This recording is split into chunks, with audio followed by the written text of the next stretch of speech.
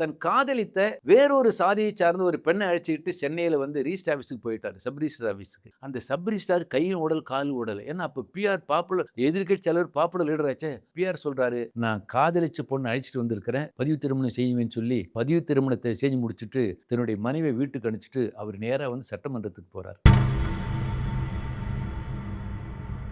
மாநிலங்களவை உறுப்பினராக இருந்தபோது 1962ஆம் ஆண்டு ஒரு தீர்மானத்துக்கு கொடுத்து, என்ன தீர்மானம் தெரியுங்களா? மொழிவழி மாநிலம் அமைக்கப்பட்டு விட்டது. மொழிவழி மாநிலம் அமைக்கப்பட்ட பிறகு தமிழ்நாட்டை மெட்ராஸ் ஸ்டேட்னு சொல்றது அவமானம், கூடாது. மெட்ராஸ் ஸ்டேட் என்பதற்கு பதிலாக தமிழ்நாடு என்று பெயர் சூட்ட வேண்டும் என்று நாடாளுமன்றத்தில் தீர்மானத்தை முதலில் கொடுத்தவர் பி. ராமமூர்த்தி.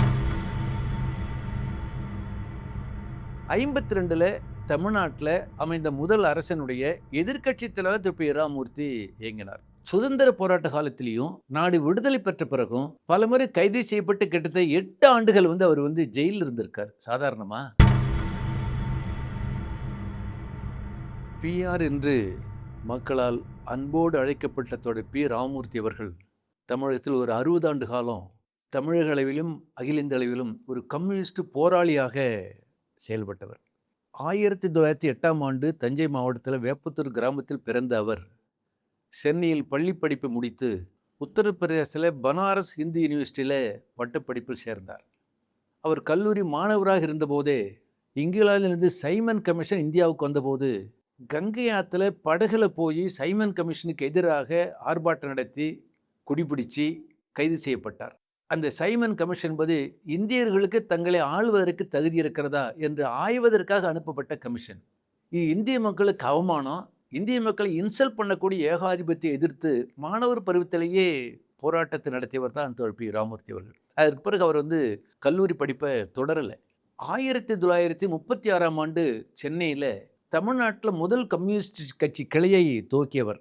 அந்த கிளையில் தான் ஜீவானந்தம், சீனிவாசராவ் உள்ளிட்டு கட்சிக்கிளை உறுப்பினர்களாக இருந்தாங்க. துவக்க காலத்திலேயே தோழர் பி.ஆர். அவர்கள் தமிழ்நாட்டில் தொழிற்சங்க அமைப்புகளை துவக்கி தொழிலாளர்களுடைய உரிமைகளுக்காக, நலன்களுக்காக வீரமிக்க பல போராட்டங்களை நடத்தியவர். தேச விடுதலைக்காக, நாட்டு சுதந்திரத்திற்காக அவர் பல இயக்கங்களை போராட்டம் கலந்து கொண்டவர். சுதந்திர போராட்ட காலத்திலையும் நாடு விடுதலை பெற்ற பிறகும் பலமுறை கைது செய்யப்பட்டு கிட்டத்தட்ட 8 ஆண்டுகள் வந்து அவர் வந்து ஜெயிலில் இருந்திருக்கார். சாதாரணமா? பி. ராமமூர்த்தி அவர்கள் 1952ஆம் ஆண்டு மதுரை மாநகரத்தில் ஜெயிலில் இருந்தபடி சட்டமன்ற உறுப்பினராக வெற்றி பெறுகிறார். சுவாரஸ்யமான ஒரு சம்பவம், சட்டமன்ற தேர்தல் 52ல் சட்டமன்ற தேர்தல் முடிந்தது. வாக்கு எண்ணிக்கை நடைபெற்று பி. ராமமூர்த்தி ஜெயித்து விட்டார் என்ற, வெற்றி பெற்று விட்டார் என்ற செய்தி அந்த கவுண்டிங்கில் சொன்னாங்க. அப்போது பழநெடுமாறனவர்கள் மதுரையில் கல்லூரி மாணவர். அவர் வந்து 300-400 மாணவர்கள் திரட்டிக்கிட்டு மதுரையில் சென்ட்ரல் ஜெயிலுக்கு போய் முன்னாடி ஆர்ப்பாட்டம் நடத்துகிறார். எதுக்காக? பி. ராமமூர்த்தி விடுதலை செய்யுங்க, அவர் எம்எல்ஏவை ஜெயிச்சிட்டாரு அப்படின்னு. ஆனால் கேடிக்கு தங்கமணி ஜெயிலுக்கு போய் பழநெடுமாறட்டு மாணவர்கிட்ட சொல்கிறாரு, இல்லை, இந்த ஜெயில் அதிகாரிக்கு அவர் விடுதலை செய்யறதுக்கு அதிகாரம் இல்லை, பி. ராமமூர்த்தி ஜெயிச்சிட்டாரு, நாளை காலையில் கவர்னர் விடுதலை செய்வார்னு சொல்லி அப்போ தான் அடுத்த நாள் காலையில் தான் அவர் வந்து சிறையிலேருந்து விடுதலை ஆகி வந்தார். 1952ஆம் ஆண்டு கொல்லைப்பர் வழியாக சட்டமன்ற உறுப்பினராக இல்லாத ராஜாஜி முதலமைச்சராக அவரை ஆட்சி அமைப்பதற்கு அழைத்ததை கண்டித்து எதிர்த்து பி. ராமமூர்த்தி சென்னை உயர்நீதிமன்றத்தில் வழக்கு தொடுத்தார்.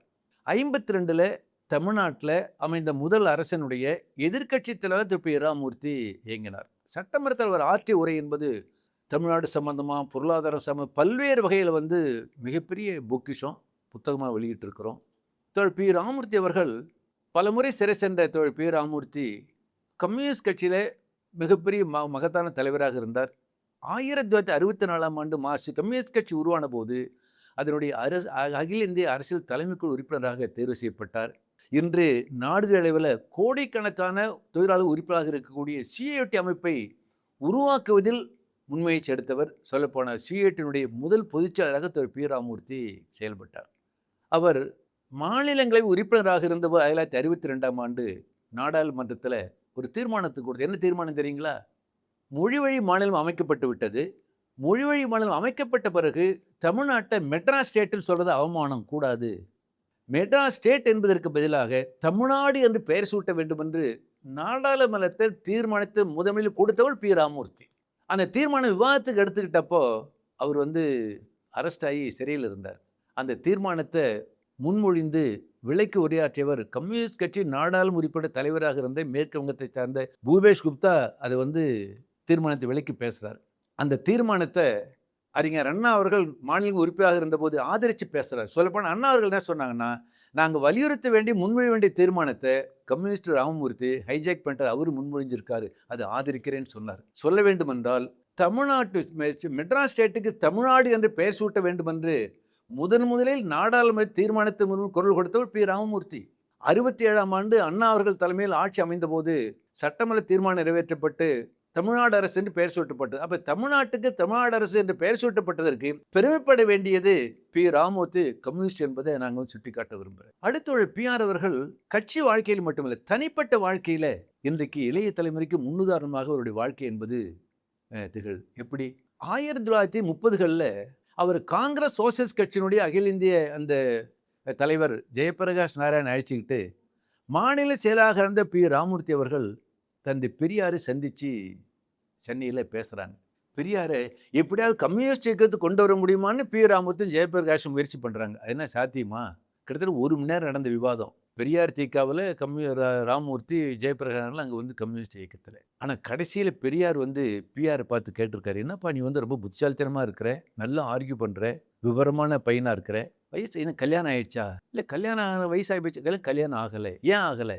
அப்போ தான் பிஆர் சொல்லியிருக்காரு, நான் பிறந்த சாதியில் பெண் எடுக்க விரும்பலை, சாதி மறுப்பு திருமணம் செஞ்சுக்க விரும்புகிறேன், ஆனால் எங்கள் அம்மா ஏற்றுக்க மாட்டாங்க. நான் அரசியலில் முழுமையாக ஈடுபடுவதற்கு என்னை அனுமதித்த என்னுடைய அம்மா சாதி மறுப்பு திருமணத்தை ஏற்றுக்க மாட்டாங்க, வெயிட் பண்ணிட்டு இருக்கிறேன்னு சொன்ன உடனே பெரியார் வந்து, அடேப்பா ஒரு நல்ல எதிர்காலம் உனக்கு இருக்குது, ஒரு சிறந்த ஒரு சமூக சீர்திருத்தவாதியாக இருக்கிற, ஆகவே என்னைக்கு உனக்கு கல்யாணம் நடந்தால் என்னை கூப்பிடு, கண்டிப்பாக நான் வருவேன்னு சொல்லி பிஆர் சொல்லிட்டார். ஆனால் பி ராமமூர்த்தி யார்கிட்டையும் சொல்ல, எந்த சடங்கும் இல்லை. இப்போல்லாம் அப்படி 1952 பி ராமமூர்த்தி எதிர்க்கட்சி தலைவராக இருக்கிற அவருக்கு திருமணம் உங்களுக்கு வந்து ஏற்பாடு பண்ணால் பல்லாயிரக்கணக்கான ஜனங்க வந்திருப்பாங்க. அவர் யார்கிட்டையும் சொல்லலை. தன் காதலித்த வேறொரு சாதியை சார்ந்த ஒரு பெண்ணை அழைச்சிக்கிட்டு சென்னையில் வந்து ரிஜிஸ்டர் ஆஃபீஸுக்கு போயிட்டார், சப் ரிஜிஸ்டர் ஆஃபீஸுக்கு. அந்த சப் ரிஜிஸ்டார் கையும் உடல் காலும் உடல். ஏன்னா அப்போ பிஆர் பாப்புலர் எதிர்க்கட்சி தலைவர், பாப்புலர் லீடர் ஆச்சே. என்ன தலைவர், என்ன சொத்து வாங்க வந்தீங்களா விற்க வந்தீங்களான்னு கேட்குறாரு. பிஆர் சொல்கிறாரு, யோ நான் சொத்து வாங்கவில்லை விற்கவில்லை, நான் காதலிச்ச பொண்ணு அழைச்சிட்டு வந்திருக்கிறேன், பதிவு திருமணம் செய்வேன்னு சொல்லி பதிவு திருமணத்தை செஞ்சு முடிச்சுட்டு தன்னுடைய மனைவியை வீட்டுக்கு அனுப்பிச்சிட்டு அவர் நேராக வந்து சட்டமன்றத்துக்கு போறார். இந்த கேள்வியுற்ற அமைச்சர் சி சுப்பிரமணியம் மணமகனே வருகிறவர்கள் அழைத்து அந்த காலத்திலே 52ஆம் ஆண்டிலேயே ஒரு சமூக சீர்திருத்த திருமணம் மட்டுமல்ல, புரட்சிகரமான சாதி மறுப்பு திருமணம் செய்து தமிழகத்துக்கு முன்மாதிரியாக திகழ்ந்தவர் தான் பி ராமமூர்த்தி அவர்கள். பி ராமமூர்த்தி அவருடைய குழந்தைகளுக்கு பாருங்க, பெரியார் எப்பவுமே யாராவது பேர் வைக்க சொன்னா அந்த பேர் வைக்கிறதுல சாதியோ மதமோ புரிஞ்சு கொள்ளாத மாதிரி, உங்களுக்கு புரியாத மாதிரி பேர் வைப்பார். அதுபோல் பிஆர் என்ன பண்ணது, 2 பெண்கள், மூத்த பொண்ணுக்கு பொன்னின்னு பேர் வச்சார், இளைய மகளுக்கு வைகையின் பேர் வச்சார். இப்போ இது நதியின் பேராச்சே, என்ன சாதி என்ன மதம் சொல்ல முடியாதுல்ல. அத்தகைய ஒரு வாழ்க்கையை கடைப்பிடித்தவர். அடுத்து பிஆர் அவர்கள் இறந்த பிறகு வைகை வந்து சென்னையில் வழக்கறிஞராக ப்ராக்டிஸ் பண்ணிட்டு இருக்கிறாங்க.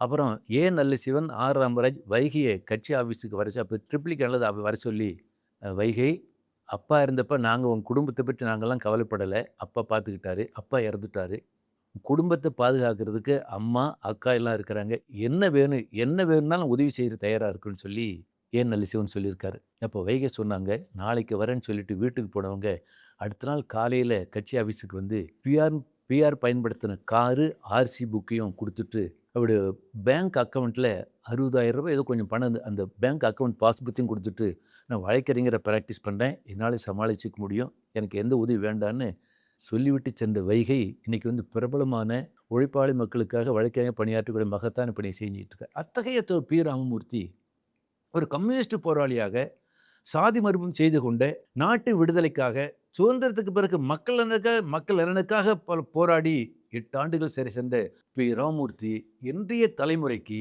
அவருடைய கட்சி வாழ்க்கையும் குடும்ப வாழ்க்கையும் முன்னுதாரணமாக திகழ் என்பதை மார்க்சிஸ்ட் கம்யூனிஸ்ட் கட்சி சார்பாக நான் மகிழ்ச்சியோடு சுட்டிக்காட்ட கடமைப்பட்டிருக்கிறேன்.